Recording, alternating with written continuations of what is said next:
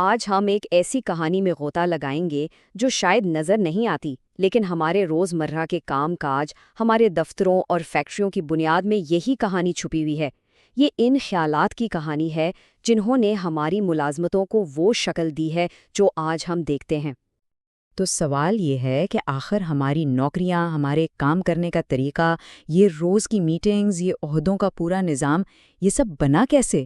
کیا یہ سب بس ایسے ہی ہو گیا؟ نہیں، بالکل نہیں۔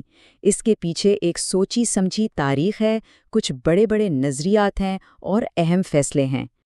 تو چلیے سفر شروع کرتے ہیں 18ویں صدی سے، جہاں ایک بہت ہی سادہ سی بات نے، ایک چھوٹی سی چنگاری نے پیداوار کی پوری دنیا میں جیسے انقلاب برپا کر دیا۔ ایڈم اسمتھ، جو ایک بہت بڑے ماہر معاشیات تھے، انہوں نے ایک پن بنانے والی فیکٹری میں ایک بڑی دلچسپ چیز دیکھی۔ انہوں نے دیکھا کہ جب ایک ہی کاریگر پن بنانے کے سارے کام شروع سے آخر تک خود کرتا تھا تو دن بھر میں بہت کم پنیں بنتی تھیں، لیکن جب اسی کام کو چھوٹے چھوٹے حصوں میں بانٹ دیا گیا، ایک دھات کاٹ رہا ہے، دوسرا اسے نوک دے رہا ہے، تیسرا اس پر ہیڈ لگا رہا ہے، تو پیداوار میں کئی گنا اضافہ ہو گیا۔ یہ جاب اسپیشلائزیشن یعنی کام کی تقسیم کا انقلابی خیال تھا۔ اچھا، تو 19ویں صدی کے آخر تک کام کو چھوٹے چھوٹے حصوں میں بانٹنے کا خیال تو پکا ہو چکا تھا، لیکن اب اگلا بڑا سوال یہ تھا کہ ان چھوٹے چھوٹے کاموں کو اور بھی زیادہ تیز اور بھی زیادہ مؤثر کیسے بنایا جائے۔ یہ جو ٹائم لائن ہے، یہ سمجھیں کہ ہمارے آج کے سفر کا نقشہ ہے۔ ہم دیکھیں گے کہ کیسے ایک سوچ دوسری سوچ کو جنم دیتی گئی، اور ہم سائنسی مینجمنٹ سے شروع کر کے آج کے دور تک آئیں گے۔ تو سب سے پہلے بات کرتے ہیں سائنٹیفک مینجمنٹ کی۔ اس کے پیچھے جو بڑا نام ہے وہ ہے فریڈرک ٹیلر کا۔ ان کا ایک ہی جنون تھا، ہر کام کو کرنے کا صرف ایک سب سے بہترین طریقہ ڈھونڈ نکالو۔ کوئی اندازہ نہیں، کوئی تکا نہیں، بلکہ خالص سائنس کی بنیاد پر کارکردگی کو بڑھانا۔ اس مقصد کے لیے ٹیلر نے 4 بڑے اصول بتائے۔ پہلا، کام کو گہرائی سے اسٹڈی کرو، دیکھو کہ یہ فی الحال کیسے ہو رہا ہے اور اسے بہتر کیسے کیا جا سکتا ہے۔ دوسرا، جو نیا اور بہتر طریقہ ملے اسے لکھ کر ایک سٹینڈرڈ بنا دو۔ تیسرا، اب اس کام کے لیے ٹھیک وہی بندہ چنو جس کی مہارتیں اس نئے طریقے سے میچ کرتی ہوں۔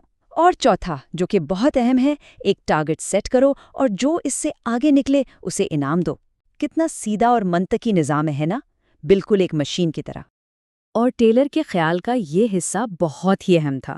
ان کا ماننا تھا کہ اگر پیداوار بڑھتی ہے تو اس کا فائدہ صرف مالک کی جیب میں نہیں جانا چاہیے، بلکہ کارکنوں کو بھی اس میں سے حصہ ملنا چاہیے۔ لیکن یہی وہ بات تھی جہاں اکثر گڑبڑ ہوئی۔ تو پھر مسئلہ کہاں آیا؟ مسئلہ یہ تھا کہ تھیوری تو اچھی تھی پر عمل میں گڑبڑ ہو گئی۔ اکثر مینیجرز نے زیادہ پیداوار کے بدلے زیادہ پیسے دینے کا وعدہ پورا نہیں کیا اور سارا منافع خود رکھ لیا۔ اس سے ہوا یہ کہ جو کام پہلے ہی چھوٹے چھوٹے ٹکڑوں میں بٹ کر بورنگ ہو چکا تھا، وہ اب بالکل بے معنی لگنے لگا، اور آہستہ آہستہ کارکنوں اور مینیجرز کے بیچ اعتماد کی ایک گہری خلیج پیدا ہو گئی۔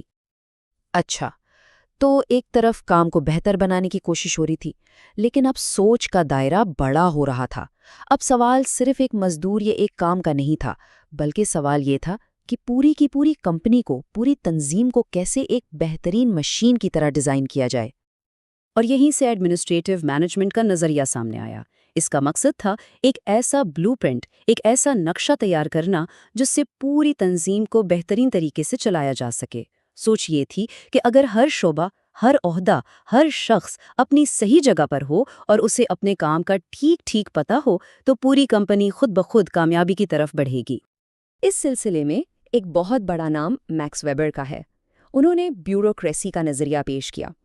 آج کل ہم بیوروکریسی کو سستی اور سرخ فیتے سے جوڑتے ہیں، لیکن ویبر کے لیے یہ ایک آئیڈیل نظام تھا، ایک ایسا نظام جہاں طاقت کسی شخص کے پاس نہیں بلکہ اس کے عہدے کے پاس ہوتی ہے، جہاں ہر ایک کا کردار بالکل واضح ہوتا ہے، اور سب سے اہم، جہاں ہر کام تحریری قوانین اور ضابطوں کے تحت ہوتا ہے تاکہ کسی کی ذاتی پسند ناپسند نہ چلے۔ اسی دور میں ایک اور اہم مفکر تھے، ہنری فیول۔ انہوں نے بھی مینجمنٹ کے کچھ بڑے اہم اصول بتائے، جیسے کہ ہر ملازم کو صرف ایک ہی باس سے ہدایات ملنی چاہیے تاکہ کوئی کنفیوژن نہ ہو۔ سب کے ساتھ انصاف اور عزت کا برتاؤ کیا جائے اور پوری ٹیم میں ایک اسپرٹ یعنی کام کا جذبہ اور لگن پیدا کی جائے۔ اب تک کی ساری بحث کارکردگی، اصولوں اور ڈھانچوں کے گرد گھوم رہی تھی۔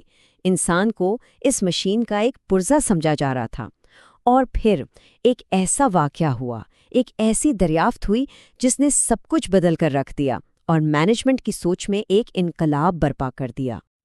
یہ آغاز تھا بیہیویئرل یعنی رویوں کی مینجمنٹ کا۔ اب فوکس مشین سے ہٹ کر انسان پر آ گیا تھا۔ سوال یہ نہیں تھا کہ کام کیسے کیا جائے، بلکہ یہ تھا کہ لوگوں سے کام کیسے لیا جائے، انہیں کیسے موٹیویٹ کیا جائے، ان کے اندر کام کرنے کا جذبہ کیسے پیدا کیا جائے۔ تو کہانی ہمیں لے چلتی ہے 1924 سے 1932 کے دوران امریکہ کی ایک بہت بڑی کمپنی ویسٹرن الیکٹرک کے ہاتھورن پلانٹ میں۔ یہاں کچھ محققین ایک تجربہ کر رہے تھے اور انہیں بالکل اندازہ نہیں تھا کہ وہ تاریخ رقم کرنے والے ہیں۔ ان کا سوال بہت سادہ اور سائنسی تھا۔ کیا فیکٹری میں روشنی بڑھانے سے مزدوروں کی کام کرنے کی رفتار بڑھتی ہے؟ بہت منطقی سوال ہے، اور وہ ایک سیدھے سادے ہاں یا نہیں میں جواب کی توقع کر رہے تھے۔ لیکن جو نتائج سامنے آئے وہ کسی کے وہم و گمان میں بھی نہیں تھے۔ جب انہوں نے روشنی بڑھائی تو ہاں، پیداوار بڑھ گئی، لیکن پھر انہوں نے ایک اور تجربہ کیا اور روشنی کو کم کر دیا، اور حیران انگیز طور پر پیداوار پھر بھی بڑھ گئی۔ یہ کیسے ہو سکتا تھا؟ یہ تو سائنسی مینجمنٹ کے سارے اصولوں کے خلاف تھا۔ اور پھر انہیں اصل بات سمجھ آئے۔ کلیدی عنصر روشنی نہیں تھی، کلیدی عنصر تھی وہ توجہ جو ان کارکنوں کو مل رہی تھی۔ جب لوگوں نے محسوس کیا کہ کوئی ان کے کام میں دلچسپی لے رہا ہے، ان پر دھیان دے رہا ہے، تو صرف اسی احساس نے انہیں بہتر کام کرنے پر مجبور کر دیا۔ اسی کو آج ہم ہاوتھورن ایفیکٹ کہتے ہیں۔ یہ ایک بہت بڑی دریافت تھی۔ اس دریافت نے مینجمنٹ کی دنیا میں ایک نئی بحث چھیڑ دی۔ ڈگلس میک گریگر نے دو بالکل مختلف نظریات پیش کیے، تھیوری ایکس اور تھیوری وائی۔ تھیوری ایکس کا مینیجر یہ مانتا ہے کہ لوگ کام سے چراتے ہیں، وہ سست ہیں، اور ان سے کام لینے کے لیے ڈنڈے اور انعام کا استعمال ضروری ہے۔ اس کے بالکل برعکس تھیوری وائی کا مینیجر یہ مانتا ہے کہ لوگ کام کرنا چاہتے ہیں، وہ ذمہ داری لینا پسند کرتے ہیں، اور اگر انہیں آزادی اور اچھا ماحول دیا جائے تو وہ خود بہترین کارکردگی دکھائیں گے۔ تو اب ہم نے سائنسی کارکردگی سے سفر شروع کیا، تنظیم کے ڈھانچے کو سمجھا، اور پھر انسانی رویے کی اہمیت کو بھی جانا۔ اب سوال یہ ہے کہ آج اس جدید دور میں مینجمنٹ کہاں کھڑی ہے؟ دیکھیں، یہ سفر یہاں رکا نہیں، بعد میں اور بھی نظریات آئے، جیسے تھیوری زیڈ، جس نے جاپانی ٹیم ورک اور امریکی انفرادیت کو ملانے کی کوشش کی، اور پھر آئی مینجمنٹ سائنس، جو آج کی دنیا میں بہت اہم ہے۔ اس میں ڈیٹا، اعداد و شمار اور کمپیوٹر ماڈلز کا استعمال کیا جاتا ہے تاکہ بہترین فیصلے کیے جا سکیں۔ تو اصل بات کیا ہے؟ اہم نقطہ یہ ہے کہ آج کی اچھی مینجمنٹ کسی ایک نظریے پر نہیں چلتی، یہ ان تمام تاریخی نظریات کا ایک مرکب ہے۔ ایک اچھا مینیجر کارکردگی کا بھی خیال رکھتا ہے، ایک منظم نظام بھی بناتا ہے، اور سب سے بڑھ کر وہ اپنی ٹیم کے انسانی پہلو کو بھی سمجھتا ہے اور اس کی قدر کرتا ہے۔ اصل کامیابی ان سب چیزوں میں توازن قائم کرنے میں ہے۔ اور اب یہ ساری گفتگو سمیٹتے ہوئے ایک سوال سوچنے کے لیے چھوڑے جا رہا ہوں۔ ذرا اپنے کام کی جگہ کے بارے میں سوچئے، وہاں کس نظریے کی جھلک سب سے زیادہ نظر آتی ہے؟ کیا وہاں سائنسی مینجمنٹ کی طرح ہر سیکنڈ کا حساب رکھا جاتا ہے، یا پھر بیوروکریسی کی طرح اصول اور ضابطے بہت سخت ہیں، یا پھر لوگوں کے جذبات اور باہمی تعلقات کو زیادہ اہمیت دی جاتی ہے؟